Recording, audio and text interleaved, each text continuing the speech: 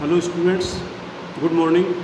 Online classes में आपका स्वागत है। आज हम सेकेंड ईयर एएसडीपी के फर्स्ट सेमेस्टर में पशु चिकित्सा औषध विज्ञान यानी वेटनरी फार्मेकोलॉजी के चैप्टर नंबर 10 का पार्ट बी का अध्ययन करेंगे। यानी हमारा ये सेकंड लेक्चर है इसका। औषधियों का औषध प्रभाव के आधार पर वर्गीकरण यानी classification of drugs on the basis of their action. जो वो एक्शन करते हैं उसके आधार पर उनका वर्गीकरण है। तो कल हमने मधु विरेचक यानी लग्जेटिव तक अध्ययन किया था।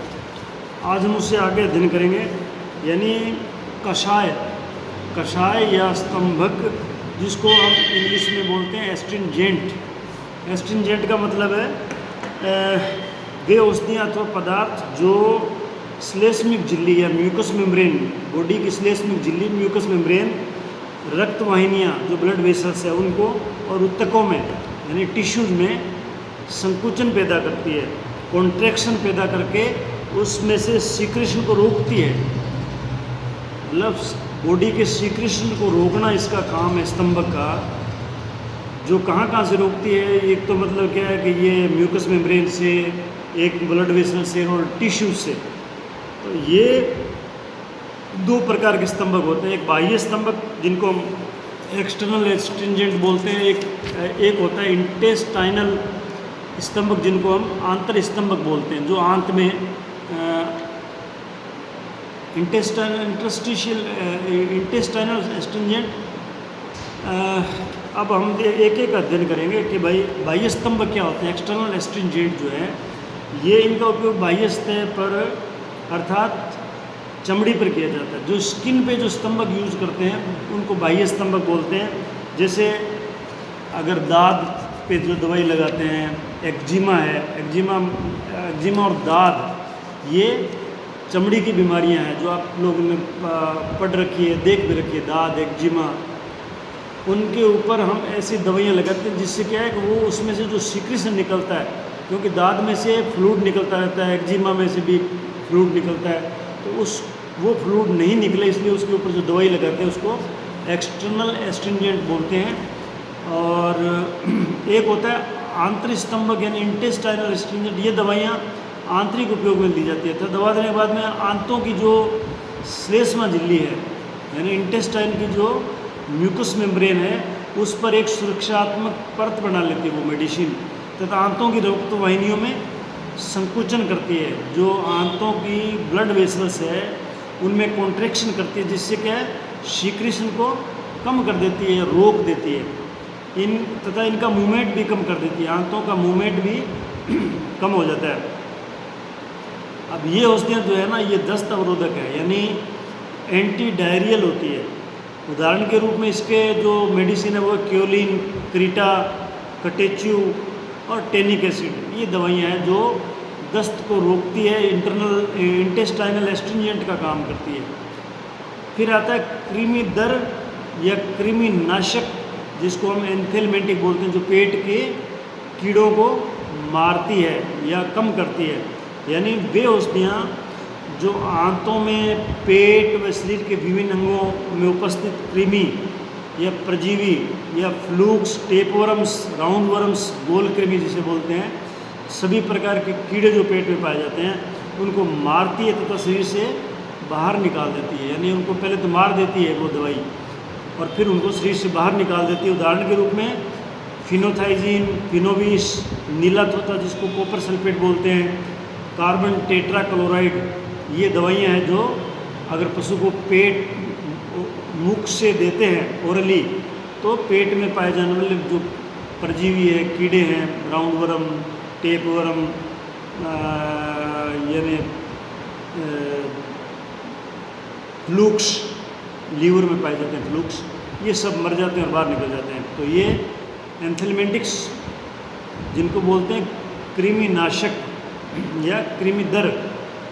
फिर आता है डायूरेटिक्स, मूत्रवर्धक, यानी वे औषधियाँ जो मूत्र के स्राव को बढ़ा देती है तथा प्रवाह को बढ़ाकर बाहर निकाल देती है। यानी अगर पेशाब कम बनता है तो उससे ये दवाइयाँ देने से, डायूरेटिक देने से पेशाब ज़्यादा बनता है और उसके प्रवाह को बढ़ा देती है और बाहर निकाल देती है। इसका उपयोग जो है ना, पेशाब अगर रुक जाए तो करते हैं, या फिर क्या एडिमा हो जाए। एडिमा मतलब क्या है, शरीर में कहीं सूजन हो जाए जिसमें पानी भर जाता है, तो उसको एडिमा बोलते हैं। तो उसमें से पानी को शरीर से बाहर निकालने के लिए हम डायूरेटिक देते हैं, जिससे वो पानी जो है गुर्दे के थ्रू बाहर निकल जाता है पेशाब के थ्रू। उदाहरण इसके हैं कैलोमल, पोटेशियम नाइट्रेट जिसको कलमी शुरा बोलते हैं, और साइट्रेट्स आदि है। इनको अगर हम देते हैं पशु को या इंसान को तो उसके पेशाब की जलाब लगती है।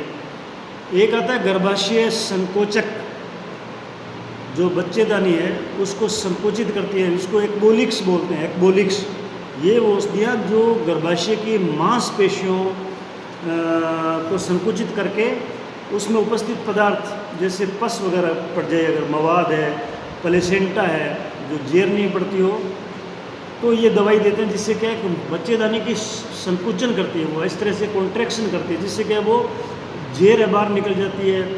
पस अगर उसमें पड़ गई तो पस भी बाहर निकल जाती है। इसका उदाहरण है अर्गट पाउडर। अर्गट पाउडर और इंजेक्शन अर्गोमेट्रिन मेलिएट। अर्गोमेट्रिन मेलिएट ये इंजेक्शन आता है जो बच्चेदानी की संकुचनता को बढ़ाता है, कॉन्ट्रैक्शन को बढ़ाता है। इसके आगे आता है दुग्ध प्रवासी। दुग्ध प्रवासी जिसको हम बोलते हैं गैलेक्टेगोग्स। दुग्ध प्रवासी गैलेक्टेगोग्स ये वो दवाइयाँ तो पदार्थ है जो दूध के उत्पादन को बढ़ा देता है। यानी पशु अगर 1 किलो दूध देता है तो इनको देने से वो 1.5 किलो दूध मिल जाएगा। दुग्ध उत्पादन को बढ़ाने वाली दवाइयाँ हैं, जैसे शतावरी है, केजिन है, थायरोक्सिन है, पाइलोकार्पिन, गंधक आदि। ये दवाइयाँ हैं जो दूध को बढ़ा देती है, जिनको बोलते हैं दुग्ध प्रवासी या गैलेक्टेगोग। इसका विपरीत होता है दुग्ध अप्रवासी। हिंदी में बोलते हैं दुग्ध अप्रवासी और इंग्लिश में बोलेंगे इसको एंटी गैलेक्टेगोग। ये औषधियाँ या पदार्थ वो है जो देने के बाद में दुग्ध उत्पादन को कम कर देती है, अर्थात दूध की मात्रा घट जाती है, दूध बढ़ना कम हो जाता है। इसका उदाहरण क्या है, फिटकरी है जिसको हम एलम बोलते हैं। फिटकरी जो पानी साफ करने के लिए हम घर में रखते हैं, फिटकरी। टेनिन है, परगेटिव आती है। परगेटिव वो होते हैं जो दस्त लगाते हैं, वो दवाइयाँ भी अगर दे दोगे तो दूध कम हो जाएगा। दूध कम करने की आवश्यकता क्यों पड़ती है, जब कई बार क्या होता है कि पशु के जो अडर होता है, अडर या थन वगैरह में ऐसी बीमारी हो जाती है कि उसमें उसको ठीक करने के लिए हमें उसको दूध को बंद करना पड़ता है, दूध को सुखाना पड़ता है, तो हम ये दवाइयाँ देते हैं दुग्ध अप्रवासी। इसके बाद आता है रक्त स्थापक या रक्त स्तंभक। रक्त स्थापक या रक्त स्तंभक का मतलब है हीमोस्टेटिक्स या स्टिप्टिक्स बोलते हैं इनको।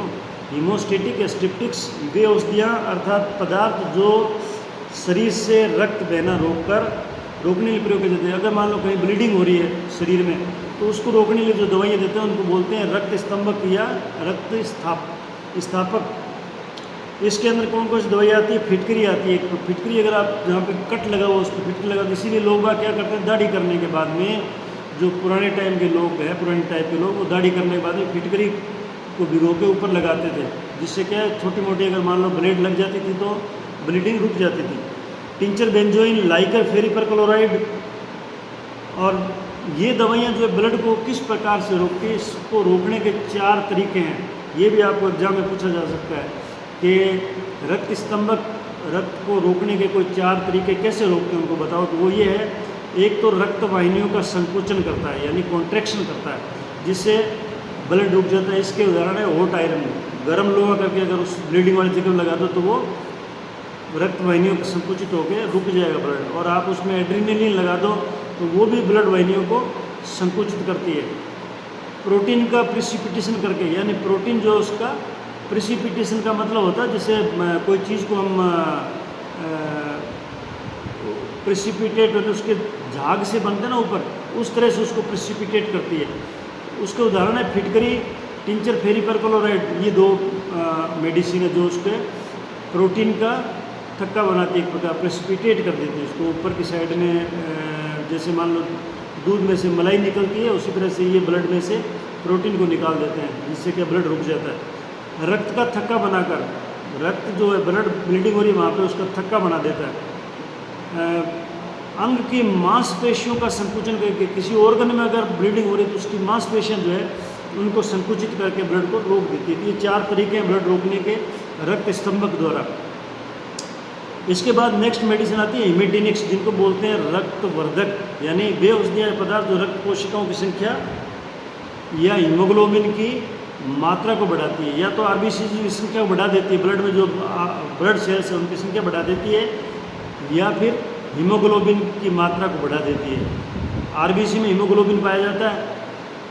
उदाहरण के रूप में कॉपर, तांबा और लोहा, कोबाल्ट, साल्ट युक्त पदार्थ जो होते हैं वो ये काम करते हैं, ब्लड को रक्तवर्धक होते हैं, वो ब्लड को बढ़ाते हैं। इनकी शरीर को अल्प मात्रा में आवश्यकता होती है, बहुत ज़्यादा मात्रा में इसकी आवश्यकता नहीं होती, कम मात्रा में इसकी आवश्यकता होती है। इसके बाद में आता है वाहिका विस्तारक यानी वासोडायलेटर्स। वासोडायलेटर्स ये वो औषधीय ये पदार्थ है जो रक्त वाहिनियों का फैलाव करती है, यानी रक्त वाहिनियाँ जो ब्लड वेसल्स है जिसमें से ब्लड चलता है, जो वाहिनियाँ जिनमें से ब्लड चलता है शरीर में, उनको ये फैलाव करती है, यानी उनको डायलेट करती है।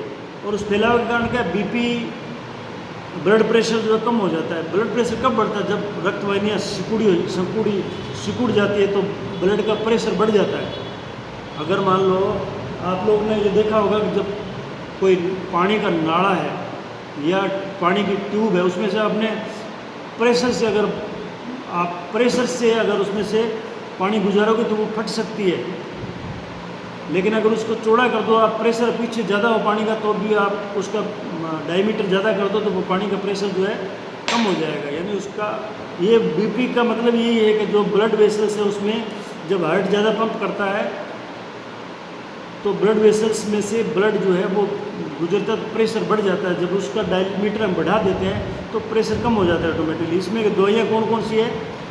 एमाइल नाइट्रेट, क्लोरप्रोमेजिन, ये 2 प्रकार की मेडिसिन है जो ब्लड प्रेशर को कम करती है। यानी ये वासोडायलेटर्स है जो रक्त वाहिनियों के फैलाव करती है, उसमें उसका डायमीटर बढ़ा देती है।